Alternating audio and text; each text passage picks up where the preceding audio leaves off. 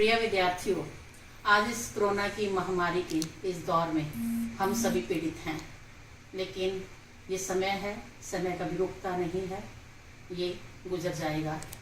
मैं उम्मीद करती हूँ कि आने वाले समय में हम सभी स्वस्थ होकर जीवन को एक नई दिशा दे सकेंगे। आज मैं डॉक्टर सुदेश गुप्ता, हिंदी प्राध्यापिका, आज आप सबके समक्ष एक अलंकारों पर एक चर्चा करने जा रही हूँ। अलंकार जो अलम प्लस कार की संधि से बना है। अलंकार, अलम का अर्थ है सौंदर्य, कार का अर्थ है करना। जो काव्य में के सौंदर्य में वृद्धि करे उसे अलंकार कहते हैं। जिस प्रकार आग उष्णता रहित नहीं होती, उसी प्रकार काव्य की कोई भी पंक्ति अलंकार विहीन नहीं होती। तो कहते हैं कि अलंकार को आभूषण भी कहा जाता है, कि जिस प्रकार एक सुंदर स्त्री पहले से ही सुंदर हो, अगर उस पर गहनों का श्रृंगार कर दिया जाए तो उसके सौंदर्य में अभिवृद्धि हो जाती है, उसका सौंदर्य बढ़ जाता है। उसी प्रकार जहाँ भी काव्य की पंक्ति में अलंकार को रख दिया जाता है तो उस काव्य का सौंदर्य द्विगुणित हो जाता है। कहा भी गया है कि भूषण बिनु न विराजी, कविता बनीता मित, कि आभूषणों के बिना कविता रूपी स्त्री शोभा नहीं पाती। इसीलिए अलंकारों का काव्य में एक विशेष स्थान है। अलंकार 3 प्रकार के हैं: शब्दालंकार, अर्थालंकार, उभयालंकार। शब्दालंकार शब्द प्लस अलंकार की संधि से बना है। जो शब्द काव्य में शब्दों के सौंदर्य में वृद्धि करते हैं वो शब्द अलंकार कहलाते हैं। इनकी संख्या सीमित है। फिर अर्थालंकार, अर्थालंकार जो अर्थ में सौंदर्य में वृद्धि करते हैं वो अर्थालंकार कहलाते हैं। इनकी संख्या असीमित है। उभय अलंकार, उभय का अर्थ होता है दोनों खड़े हुए, यानी जहाँ पर काव्य की किसी भी पंक्ति में शब्द और अर्थ दोनों में ही चमत्कार उत्पन्न हो, वहां पर उभय अलंकार होता है।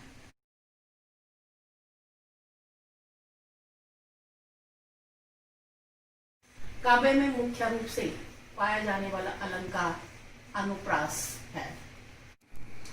अनुप्रास, अनुप्रास 3 शब्दों की संधि से बना है। अनु, अनु का अर्थ होता है पीछे, प्र का अर्थ होता है निकट, और एक आस, आस का अर्थ होता है रखना। यहाँ पर काव्य की किसी भी पंक्ति में एक ही अक्षर उसी क्रम में उसी के पीछे दोहराया जाए, उसी के पीछे रखा जाए, उसको अनुप्रास कहते हैं। काव्य की कोई भी पंक्ति अलंकार विहीन नहीं होती। अनुप्रास काव्य की हर पंक्ति में पाया जाता है। यथा करत करत अभ्यास के जड़मति होत सुजान, रसरी आवत जागते सिर पर पड़त निशान। तो करत करत में क, र और त उसी क्रम में, उसी शब्द में, उसी के निकट रखे गए हैं, इसलिए यह अनुप्रास का सबसे सुंदर उदाहरण है। दूसरा अलंकार है यमक। यमक का शाब्दिक अर्थ होता है युगल, यानी जोड़ा। जिस प्रकार 2 जुड़वा बच्चे होते हैं, उनकी शक्ल एक जैसी होती है, लेकिन उनके स्वभाव में कहीं ना कहीं अंतर रहता है। उसी प्रकार काव्य की किसी भी पंक्ति में जब एक जैसे शब्दों का जोड़ा रखा जाता है और उनका अर्थ अलग अलग होता है, तो वहां पर यमक अलंकार होता है। जैसे कनक कनकते सोगुनी, मादकता अधिकाई, वह खाए बोराई जग, वह पाए बोराई। इसमें पहले कनक का अर्थ, कनक कनकते सोगुनी के पहला कनक जो है उसका अर्थ जो है वो धतूरा होता है, और दूसरे कनक का अर्थ सोना होता है। कि जिस प्रकार कनक धतूरा, धतूरा जैसे मादक पदार्थ है, उसको खाने से इंसान को नशा होता है, लेकिन सोने को तो पाने मात्र से ही इंसान को नशा हो जाता है। इसलिए जहाँ पर शब्दों का जोड़ा हो लेकिन उसके अर्थ अलग अलग हो, वो अर्थ अलग अलग अर्थों का द्योतक हो, वो यमक अलंकार होता है। एक अलंकार है उपमा। जहां पर दो वस्तुओं के बीच में या दो व्यक्तियों के बीच में किसी समान क्या है कि किसी विशेष गुण धर्म के आधार पर उनमें समानता दिखाई जाए, उनमें तुलना की जाए, वहां पर उपमा अलंकार होता है। उपमा अलंकार के 4 अंग हैं: उपमेय, उपमान, वाचक शब्द और समान धर्म। उपमेय जिसकी तुलना की जाए, उपमान जिसके साथ तुलना की जाए, वाचक शब्द जिससे तुलना होने का पता चले, और समान धर्म जिस आधार पर तुलना हो वो समान धर्म होता है। उदाहरण है लघु तरनी हंसनी सी सुंदर, तिर रही खोल पालों के पल।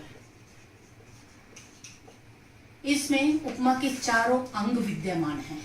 लघु तरनी हंसनी सी सुंदर, जिसमें उपमेय है लघु तरनी जिसकी तुलना हो रही है, हंसनी उपमान है जिसके साथ तुलना हो रही है, सी वाचक शब्द है जिससे पता चल रहा है कि उसमें तुलना है, और सुंदर समान धर्म है।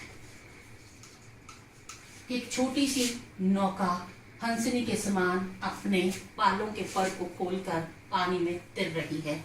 तो ये पूर्ण उपमा का उदाहरण है।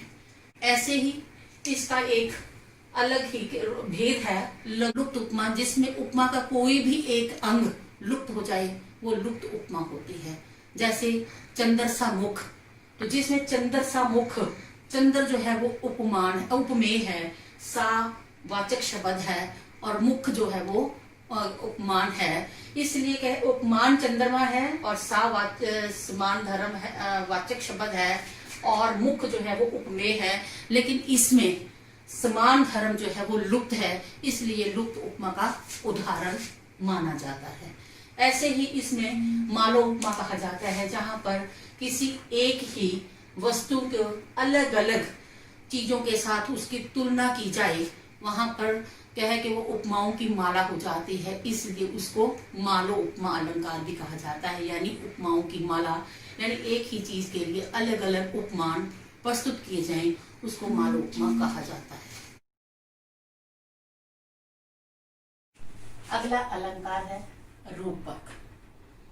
जहां पर अत्यधिक समानता के कारण उपमेय पर उपमान का आरोप किया जाए, वहां पर रूपक अलंकार होता है।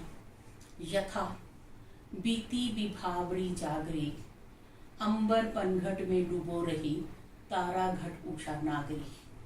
तो यहाँ पर इसका अर्थ है कि बीती विभावरी, कि रात्रि का अंत हो रहा है, अब तुम्हें जाग जाना चाहिए। नायक नायिका को कह रहा है कि रात्रि का अंत हो गया, अब तुम्हें जाग जाना चाहिए, क्योंकि सुबह फैल रही है, सुबह निकल रही है, कि अंबर पनघट में, कि आकाश रूपी पनघट में तारा रूपी घड़ों को उषा रूपी चतुर स्त्री डुबो रही है।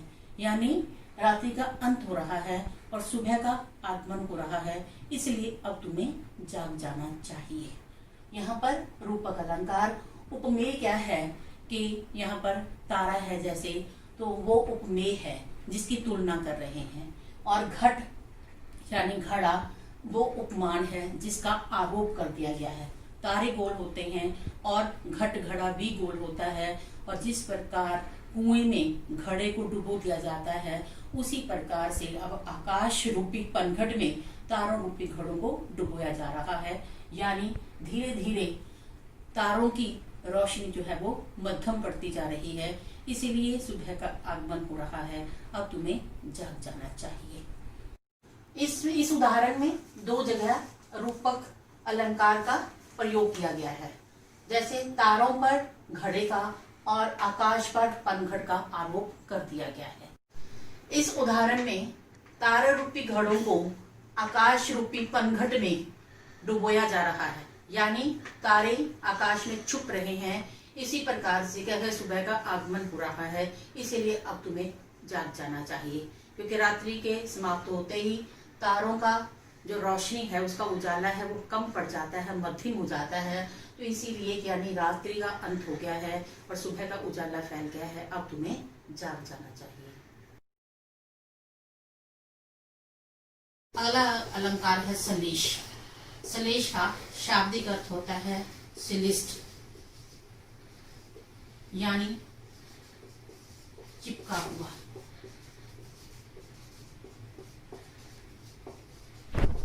जहां पर शब्द एक और उसके अर्थ अनेक हो, एक शब्द अनेक अर्थों का द्योतक हो, वहां पर सलेश अलंकार होता है।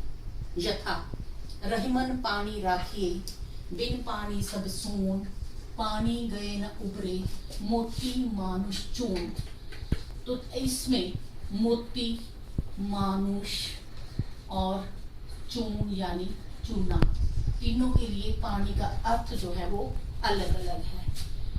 मोती के लिए इसकी आभा, चमक से भाव होता है कि जब तक मोती में चमक होती है तो वो महत्वपूर्ण होता है, उसका मोल ज्यादा होता है। अगर उसका पानी, उसकी शोभा, उसकी आभा खत्म हो जाए तो उसका महत्व जो है वो खत्म हो जाता है। उसी प्रकार मानुष, मनुष्य के लिए पानी का अर्थ इज्जत होता है। जिस मनुष्य का मान सम्मान होता है वही समाज में इज्जत का अधिकारी होता है। जैसे पंजाबी में भावसाम्य के लिए कहा जाता है कि जीने लाती लोई ओदा की करेगा कोई, कि जिसने अपने, जिस प्रकार लोई के पीछे सब कुछ छिपा रहता है, उसी प्रकार जिस व्यक्ति ने क्या है कि सब कुछ अपना उघाड़ दिया हो तो उसका कोई भी समाज में सम्मान नहीं करता, उसका कोई महत्व नहीं रहता। उसी प्रकार पानी का अर्थ चून के लिए क्या है कि वो पानी का ही अर्थ होता है। जिस प्रकार चूना जो है वो भुरभुरा होता है, अगर उसमें पानी मिला दिया जाए तो उसकी पकड़ मजबूत हो जाती है, अगर उसमें से पानी निकाल दिया जाए तो वो भुरभुरा जाता है, उसका महत्व नहीं रहता। इसी प्रकार सलेश का अर्थ क्या हुआ कि जहाँ पर शब्द एक हो उसके अनेक अर्थ हों, यानी एक शब्द अनेक अर्थों को बताने वाला हो, अनेक अर्थों का द्योतक हो, वहां पर सलेश अलंकार होता है।